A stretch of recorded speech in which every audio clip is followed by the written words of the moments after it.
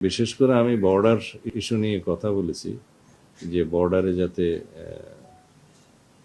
এই বর্ডার হত্যার বিষয়টি যেন আমাদেরকে আর শুনতে না হয়, সেই বিষয়ে যেন আমরা সবসময় এনগেজড রাখি।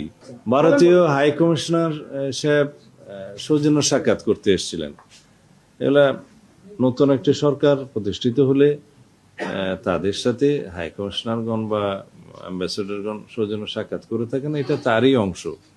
তাছাড়া আমরা প্রতিবেশী হিসাবে আমাদের ভারতের সাথে অনেক বেশি লেনদেন আছে, ব্যবসা বাণিজ্য আছে, যাতায়াত আছে বিভিন্ন ক্ষেত্রে। সেই সমস্ত বিষয়ে এবং সিকিউরিটি অ্যাসপেক্টগুলো নিয়ে তারা কথা বলতে এসেছিলেন এবং সীমান্ত নিরাপত্তা এই সমস্ত বিষয়ে কথা বলতে এসেছিলেন।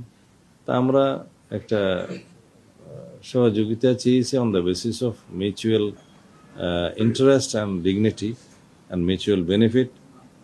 আমরা উভয় দেশে আমাদের সম্পর্ক বজায় রাখব এবং ব্যবসা বাণিজ্য এবং কূটনৈতিক সকল ক্ষেত্রে আমাদের সৌহার্দ্যপূর্ণ সম্পর্ক বজায় থাকবে। আমরা আশা করি তারা একটা সার্বভৌম সমতার ভিত্তিতে এবং on the basis of mutual respect, পারস্পরিক সমমর্যাদা এবং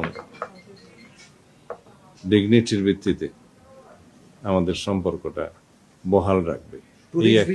এই এক্সারসাইজটা আমাদের চালু রাখতে হবে এবং কন্টিনিউয়াস এঙ্গেজমেন্টের মধ্য দিয়ে আমরা অনেক সমস্যার সমাধান করতে পারব। বিশেষ করে আমি বর্ডার ইস্যু নিয়ে কথা বলেছি যে বর্ডারে যাতে এই বর্ডার হত্যার বিষয়টি যেন আমাদেরকে আর শুনতে না হয়, সেই বিষয়ে যেন আমরা সবসময় এনগেজড রাখি। আমাদের বিজিবি এবং তাদের বিএসএফ যেন কন্টিনিউয়াস এই বিষয়ে বৈঠক করতে থাকে এবং এগুলোকে যতটুকু সম্ভব অ্যাভয়েড করা যায়। তো তারা বলেছেন সেই বিষয়ে তারাও আন্তরিক এবং তারা সে সকল সংস্থাকে সেই হিসাবে তাদের ইনস্ট্রাকশন দিবেন।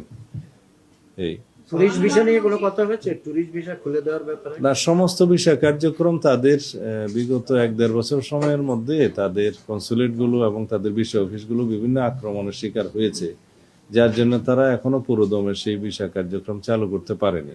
তবে তারা এশিওর করেছে যে তারা গ্রাজুয়ালি সেটা চালু করবে পূর্ণাঙ্গ।